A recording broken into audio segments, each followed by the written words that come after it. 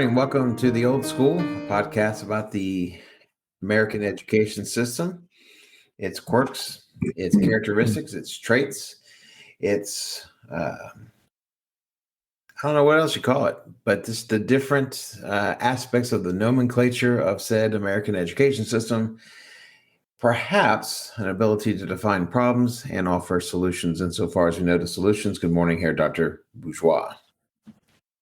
Hello, Herr Miller. You need to let me pause to look up the word nomenclature. You've never used that one before. I got distracted halfway through. I'm in my office, and so it faces outside, and I saw a squirrel go by, and Oh no, squirrel. So you left your seat? Well, no, it was almost like it just kind of like stopped halfway across the window and kind of looked in my direction. They can't possibly see me, but or maybe they can. Okay. I don't know. So you What think is of it, it was a sign, a portent of to send your ships to war or something. Well, you hear that often, in various cultures. They give great credence to the behavior of animals at certain particular times. And so I don't know, maybe that squirrel stands. Particularly the friendly squirrel. I don't think there are friendly squirrels. I think they're all just horrible, vile creatures with diabolical intent and mischievous thoughts. I don't trust them. Well, you shouldn't trust any animal. I don't. That's why I don't have any animals in the house. My daughter really, since she was born, has been asking for an animal, and I'm holding firm. Yeah, get her a horse. something off property. I don't know if you know this or not, but I'm a teacher, so. Oh yeah, I think that would be fun to get a pet, right? No, yeah, I'm not doing a pet. I mean, you've got your own little all creatures, great and small, hanging out at your house, but not here. Well, it'll reduce your stress. There's research on that. You pat the belly of a dog for a while, and your blood pressure will go down. It'll save your life, Ross. Until you die alone and they start eating your body. That's not what they do. That's what they do. That's what they all do. That's what I hear. So I'm not faulting you. You cannot convince me of the merits of having animals in this house. I have had 8 years to refute any and all possible arguments for the same with my daughter in tow. So okay, but she keeps coming with more requests, right?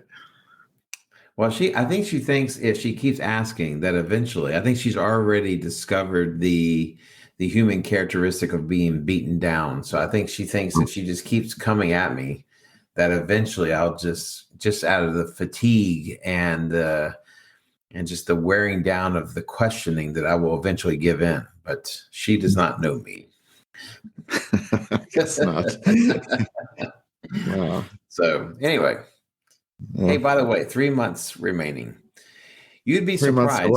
Well, until I retire, you'd be amazed at how many people have come up to me, say, in the last 2 weeks and asked, so are you counting down? How many days left? And my standard answer is, I'm living for the moment. I am not counting down. Now, well, because I'm not. I mean, if I start thinking like that, then, I still got kids I'm trying to get through the AP exam in May. So I just worry if I start thinking that way, then I will have done them a disservice. I worry. That's silly. You need a countdown timer. You didn't have a countdown timer. What are you talking about me having a countdown timer? Well, I was already out of teaching. I had like 6 years as a administrator type executive. So that's not the same thing as leaving the classroom. You just kind of go out with a whimper when you're in a corporate type position. You just, somebody else takes your office, and you grab your things. It's not just a box. That's kind of a cliche. Nobody just has a box of stuff. The potted plant sticking out. Yeah. Now listen, I can appreciate why, and here it is. I think part of the reason why people ask me that question is because they're kind of projecting how they're going to feel or how they think they're going to feel when the time comes for them to retire. And I'm just not in the mind. I can't check out like that. And I think that when you start counting down, I think you have checked out. And so I'm trying to remain in the moment and trying not to. And this has always been the quote that I've always said, that I never want to wish my days away. Just kind of focus on the here and now, focus on whatever I can learn and enjoy and experience each day. And then when May 26th rolls out, as they say down in South Louisiana, I'll be gone, pecan. I like the saying, and I think your math is a little wrong, because you're going to be gone, pecan after the AP tests, and there's that week and a half of you staring and wearing your Hawaiian shirt. That will probably be when the Hawaiian shirt comes out. I'll have to get another one, I think, but I'll have to buy one for the occasion. Maybe get two and rotate every day or something like that. But anyway, so as we sit here and we talk about the prospect of me entering into a phase where presumably I'll be more happy than in my current phase. I was reading an article in Time Magazine. Someone shared an article with me from Time Magazine, and I must admit, it's never occurred to me to read Time Magazine. Perhaps in the last 20 years, it has not occurred to me to read that magazine. No, I just don't. I used to, but whatever. And so anyway, there was an article in Time this past week or 2 weeks ago that attempted to define what happiness was and how the definition of happiness has changed and what that means for us as a society, as a country. And many of our efforts from an educational point of view, it has been stated often, either directly or indirectly, that we're trying to create kids who are,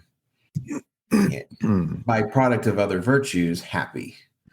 And I think the question is, one, is that possible?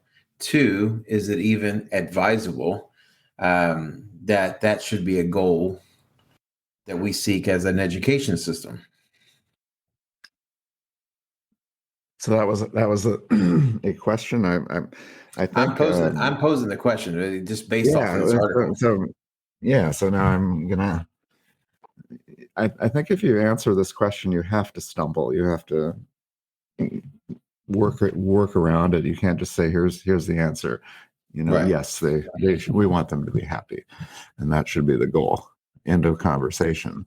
I was asked that. Yeah, I was asked that question in a job interview, and I think it was one of those canned type things where the HR director read the question because they want everybody to have the same chance to be hired, ask the same thing. So they have a protocol, and they were pretty straightforward. And then they asked, would you rather have your students learn or be happy?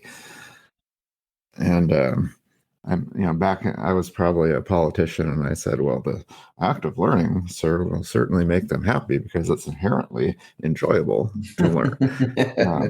And then I said, next question, because that's about all they were looking for, right? They weren't looking for a difficult answer on the nature of happiness and the nature of teaching and rearing children.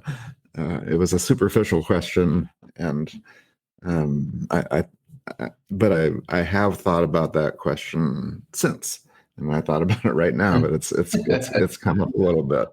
And you and I have talked about, learning can be joyful, but it needs to be painful because you're changing something that wasn't there, and we've advocated for more of a hard school where the outcome of learning comes through a process, and it's equally important to learn how to overcome challenges and overcome teachers and their demands. So I think it's a hard question, and I think that's kind of, for me, round one. And let me hear what you have to say. Well, the article initially presented it from kind of an historical point of view and what defined happiness as the founding fathers were writing the documents that would shape and direct this country. And that happiness was, because it's written in our founding documents. The pursuit of happiness is considered an inalienable right. And it's a fair question to ask, what do you think the founding fathers meant by that? And I think from their point of view, there's two aspects of this. One is the freedom to choose what it is that you want to do.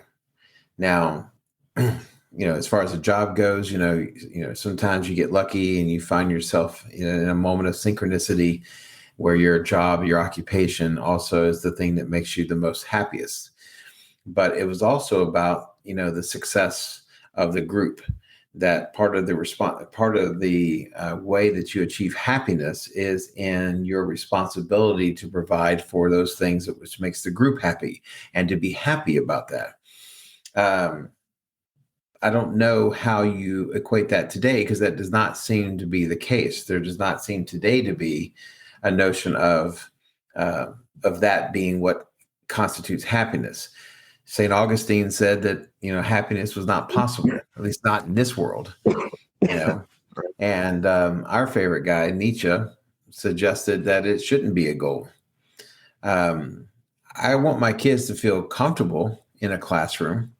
I want my kids to feel that they can contribute, that there's nothing keeping them from being able to voice a thought, to voice an opinion, to be able to defend an opinion. But as you stated, the process of learning, while the results can be joyous, they can be quote unquote fun, they can be interesting. The process itself requires a break, either from something you used to do or something that you had no idea you could do. And by that very nature, that's difficult, that's hard, that's laborious. And some people find joy in that. And if so, well, that's that synchronicity I was talking about. But yeah, I mean, you could answer that by saying, not all the time. Yeah. There are certainly moments that are joyful and moments that are really boring, and everything in between.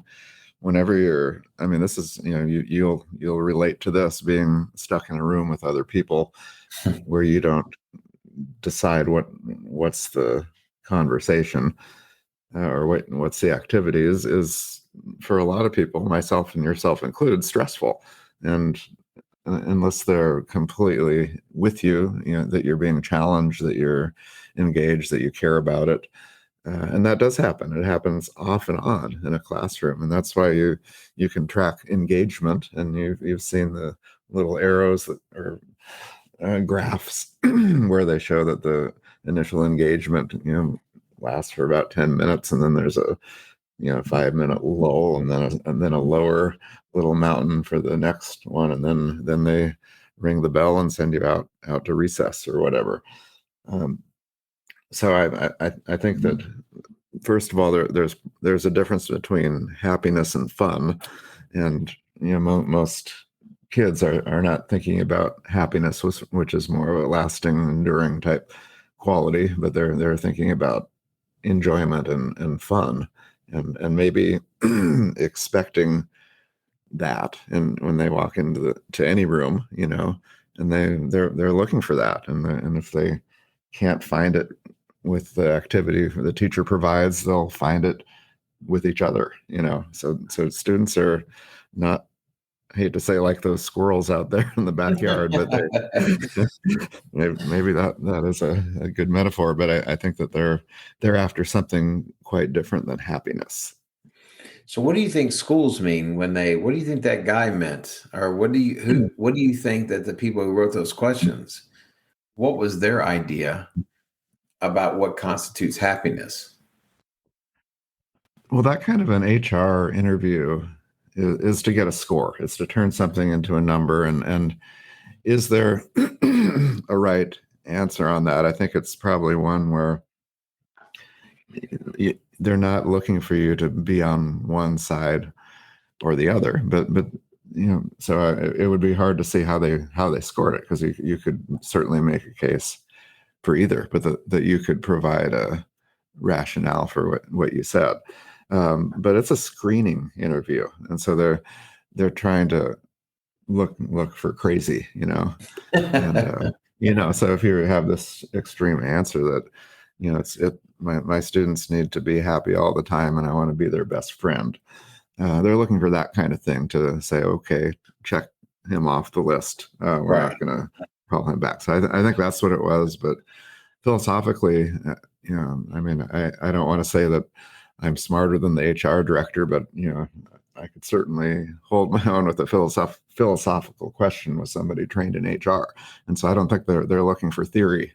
They're just looking for specifics in about 30 seconds. So happiness, as we understand it, would seem to be something that, when I say we, as in you and I don't necessarily put administration and district personnel and what have you. I don't put that in the same category, but it would seem that if happiness is a goal, it's something that has to be not taught, but it has to be aimed for in conjunction with maybe other lessons. Maybe that, the notion of to be able to find a way to teach students how to enjoy the work, how to enjoy the kind of the difficulties that are associated with learning something new for the first time and trying to become competent enough to be able to say, I know fill in the blank subject. Well, I think most teachers believe that their own class is interesting and enjoyable and engaging. And the students may or may not agree. But what we're trying to do as teachers is to make it inherently enjoyable but also have a level of challenge and kind of marry those two concepts. And it's a difficult task if you have 20, 30 students in a room to get them all there, because they're coming in with all kinds of different expectations, perspectives. But that would be the long-term goal of a faculty, of a staff who's educating a child, over many classes and many years, is to allow them to pursue interest and extend what you're doing in the classroom, meaning really be captured by it and want to know more. And if you've accomplished that, then that's probably what we would call a master teacher. But I think even a master teacher are going to have their detractors, and you ask yourself about how then do you try to pull something like that off. I think if you want your kids quote unquote happy, I think it requires almost a rewiring of how the student kind of approaches the work. And as far as and I think every time you go into a classroom, realistically speaking, I mean, this isn't a movie.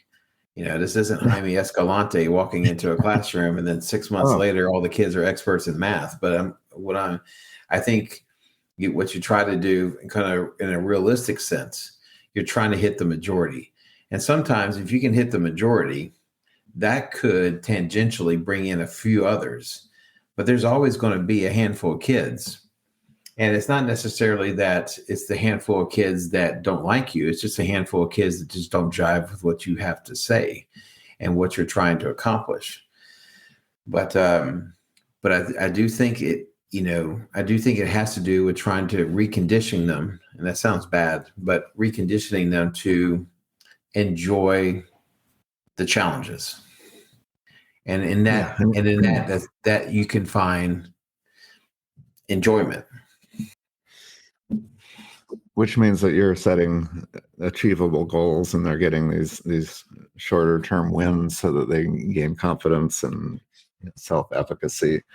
I did a study looking at middle school students who were disengaged based upon a survey that I submitted, but the highest performers academically, in like the top 5% in math.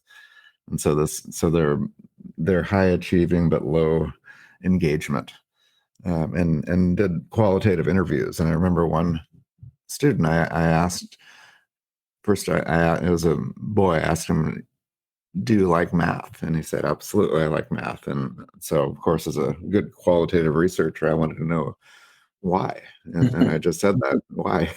And he said, I like it because it's easy. And that's another little statement that hung with me. So in a way, they're getting some type of self-efficacy, but it's not at a high enough level where there's optimal challenge. But I think a lot of students would give that answer. If you give them an easy class, they're happy as hell. So they're in your room for different reasons. And I think you said it a minute ago. And you're not going to get 30 wins. If you get 18 to 20, you're pretty good. I wonder if they, I think the next question would be, although the kid probably wouldn't be able to answer this question, is where does he get the idea that something easy is something fun or something that is favored with you? And I think about how schools today, how they define happiness and how they define a successful student. And I think there is something to the notion, and we've talked about this before in relation to technology, that with technology and with other new ideas comes an approach that seeks to mitigate the difficulties, that everything is about trying to find a quicker, easier path. And teachers set themselves up by saying, listen, there's only certain things you really need to know. And so we're going to be kind of practical about this. And I mean, I think that's a conversation the kid can have in their own head. That should not necessarily be the approach that the teacher has going into the classroom. I have some students that are incredibly burdened by all sorts of responsibilities, be they of an academic, a extracurricular, or family sense. And so when a kid who is in my class and preparing for a test decides to shoot for a C, because that's the more practical, easier objective to reach because they have 50 other things going on, then in the words of Deion Sanders, that's a business decision. You decide that, you're not going to go all out all the way across the board. You have to let something go. I just don't think it serves us well for the teacher to act like that. No, you have to try to reach everybody is in a way that meets your own standard, as a teacher also. But it's troubling in a way, that students will take the least amount of work, and it's possible that that's something of our own doing. We give them different, in some schedules, they have 8 classes, 8 teachers, eight transitions or 7 transitions from class to class. And we don't, in that room, even acknowledge what happened before. Now I'm a history student, sit down with a bunch of different kids, and then now I'm a math student. Now I'm a German student. So I think that's a little, it can undo motivation and create that idea that this is something that we need to get through, to get to that next bell, and then to get to that next one. I think that we've created this idea of that school is work, and that students need to get done what is assigned to them. And that seems to be the emphasis, and the emphasis, as we've said many times, on testing on a number. And maybe we've set up a system where students are behaving in a predictable manner. Because the more predictable they become, then the more you can curtail your efforts towards that predictability. And ideally, the more successful you are. Yeah, and students are reacting to the overall task. What's the game here going to school? Well, you need to pay attention. You need to study this. You need to give these responses to a test. You need to sit quietly so you don't get in trouble. And so, but they can do that. And even to get a high grade in most classes, not your class, of course, they don't need to give their full effort. They can give partial. If they can get a 90, or you said 91, or whatever it is, they're trying to save that time, because their time is scarce and it's finite. And the classes that get the time often are things like math and core type classes. But then students have other classes that they would consider less important, so they're going to put their time where they think it would pay off.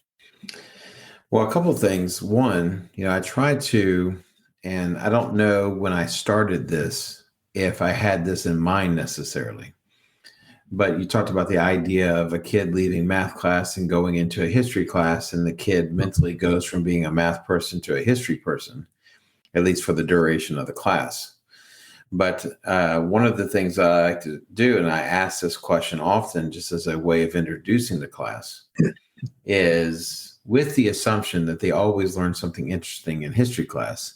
What interesting thing have they learned in any of their other classes for that day or for the previous day?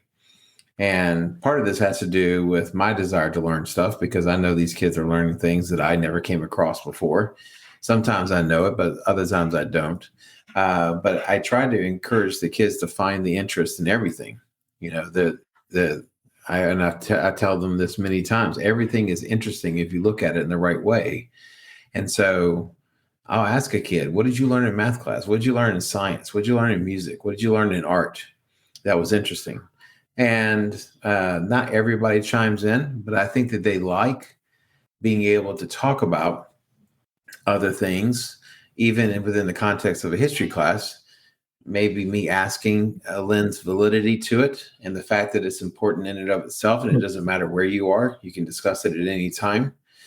But that's one thing that I have kind of sought to do. I don't know if it creates anything long lasting or even meaningful, but I find it interesting. Well, you're probably one of the few teachers on the planet that does that.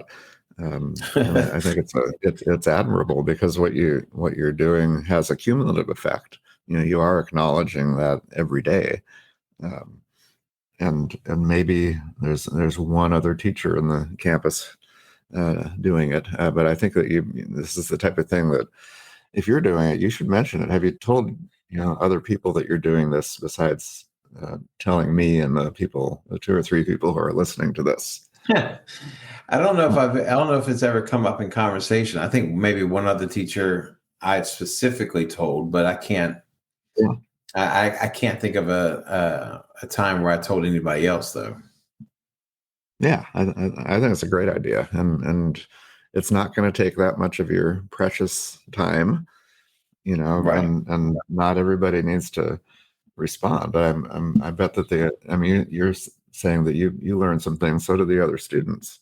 Yeah. And they're also learning this overall message that you're honoring what they did before. And it also probably helps them transition to your class and be, so you don't have, it provides a transition, which most classes don't have. They'll say, sit down and turn to page 42, Well, you and I have talked, and we've written about, kind of the importance of what does it mean to have like a true kind of cross-curricular kind of approach to things. We've talked about the idea of teachers who are equally licensed and accredited in disparate topics. And it allows for people to think in different ways and maybe approach one subject with 2 different modes of thinking, maybe even getting a better understanding of it. And so, I'm not sure I started out doing that with these kind of highfalutin ideas, but it's something that dawned on me as I started doing it, that there was something beneficial out of this. Yeah, there's got to be a way you can sell it. You can sell it's the Miller method. I just gave it away for free on the podcast. Yeah, dang it. It seemed like we had a product for a minute there. But I think one of the things I want to make clear, though, and because I said two things seemingly contradictory in the last 10 minutes. One is the idea that the kids spend a great deal of time trying to find shortcuts, conditioned to do so by the adults around them, both their parents, but also other teachers. But I think it's also important to take note of the fact that a lot of kids are also, working their took us off. They are spending an inordinate amount of time. Yeah. My biggest concern is that they are doing it for the right reasons, and that they have the right objective in mind. There's a lesson to be learned from hard work, and it is not a monetary thing. It is not a quantifiable thing. It is something that goes to your character. It goes to your morals. It goes to the way in which you view the world and how you interact with it. And so, even my students who work very, very, very hard, when I say that, I question how kids are approaching hard work, it has also just as much to do with what lessons are they learning from working hard. And then there are lots of motivations to do something, and so you can do two things at once. I've created a survey that teases some of this idea out. But for example, why would you read things outside of class? And you could number one, you could not do it at all. You could be completely amotivated. You wouldn't want to do it. But you could do it because you want to please your parents. You could do it because it's fun, or you could do it even more to be exposed to new ideas, or go back to completely extrinsic. It's going to help you, on the AP test, and so all of those are relevant, and I think that students have. It's not an either or, so they could love your class and love the process, but also want that grade. Well, and it goes back to the idea of what are we training these kids to do? What do we define as happiness? What do we define as well-being in a student?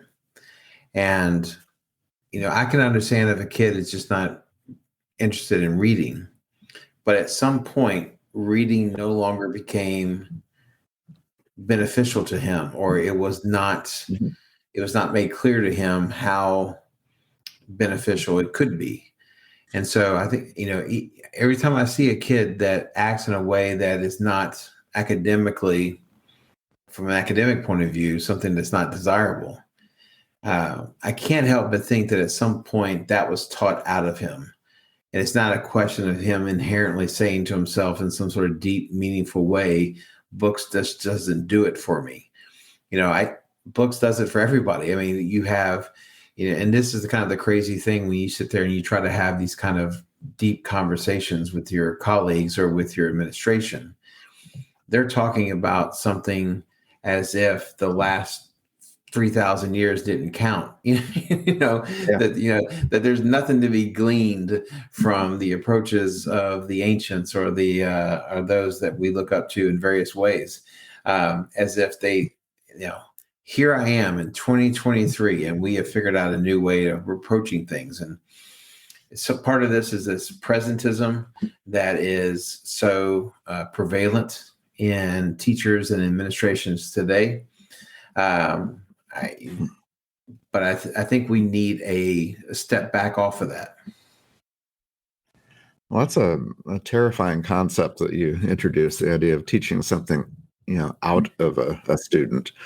And I hate to say we're really good at that, but but we've done a pretty darn good job in reading specifically, to the point where I guess people are reading text all the time, but to read something that's a book, something that's been prepared, an extended narrative, whatever you would call it, we've taught that out of lots of students, because we've communicated that it has a different purpose. It's not supposed to be enjoyable by itself, but it's instrumental to something else. And but it's a fascinating coinage there to teach something out of a student. Well, I mean, that, as you say, we are pretty good at kind of labeling those things, whether we teach enthusiasm out of people, we teach curiosity out of people, whether we emphasize, because we spend so much time emphasizing the tricks and the angles and the strategies, we teach out of these kids an appreciation for the work, an appreciation for the pursuit. And to go back to kind of our founding fathers, the pursuit of happiness is not how it was originally coined. We talk about John Locke and his philosophies about what should be, what should not be touched by man, which should not be touched or interfered with by kings and prime ministers and rulers. This idea that, and I think I lost my train of thought, but how we approach things can build that happiness. It can build that enjoyment. It just depends upon how we decide to endeavor to teach the subject or teach our students. Well, I think the founding fathers left that statement ambiguous because they're not telling us what happiness is, and by any means, or how to get to it. Yeah. I mean, you and I are trying to do that right here. They should have had us around at that time. But they're saying they're protecting the pursuit, which is another way of saying give people a lot of freedom. And I think you said it a second ago. There are certain areas that are private, and schools do an okay job of that. But I think if we have a superficial definition of what happiness is in the classroom, you're going to get the results that often we see. Meaning? Well, the idea that happiness equals fun and maybe something that's easy, and students are not challenged. They're in their comfort zone. They're content. But when we use the term happiness, we're talking about that student later on. We've said we've quoted Martin Buber about the 30-year-old whom that child will become. And so we're willing to sacrifice a lot of effort and some discomfort now to ideally create a learner and somebody we'd like to have sit and have dinner with later on when they're 30. It'd be interesting to do a kind of a longitudinal study where, if I'm using the term correctly, but, you talk about interviewing these kiddos and asking them, what do they think of math, or, what subject do they like the best?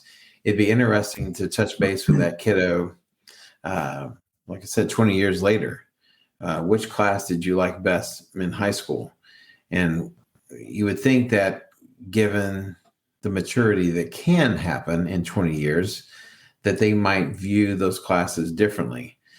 And, we strive to try to get them to that point much earlier on. It allows them to have a better chance of appreciating what they're doing.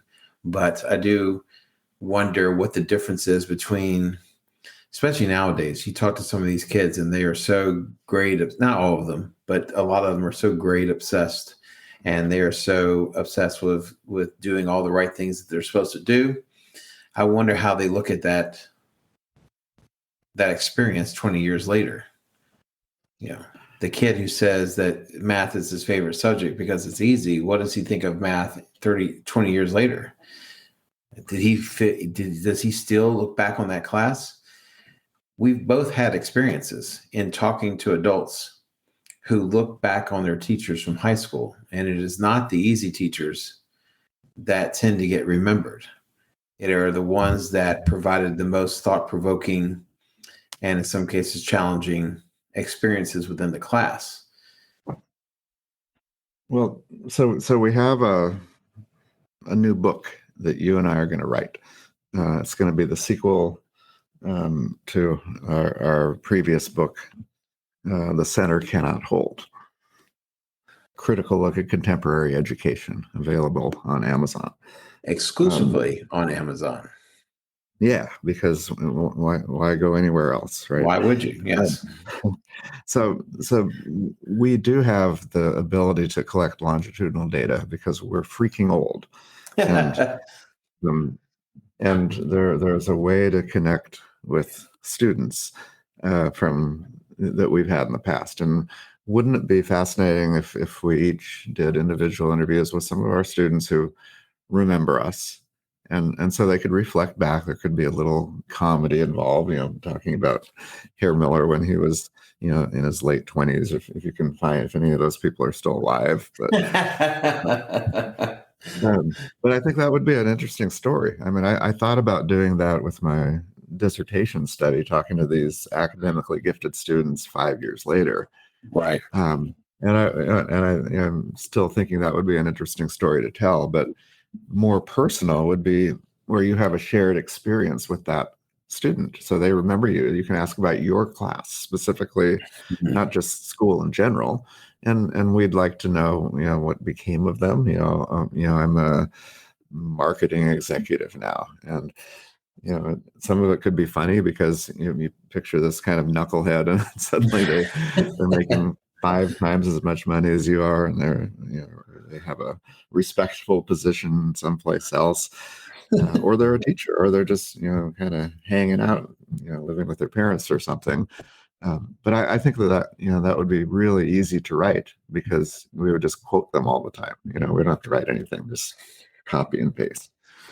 I think it would be illuminating. I am happy to say, and I cannot believe that this would not be the same of you, but there are students that have an awareness of what they're going through now.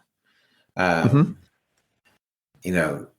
was very fortunate that somebody thought it was a good idea to nominate me as Teacher of the Year at my school this past year. And in the course of doing that, and during the ceremony where they picked the winner, or they revealed the winner, the administration, the people in charge of this were very kind to elicit responses from our students as to why they think I or any of the other teachers should be Teacher of the Year.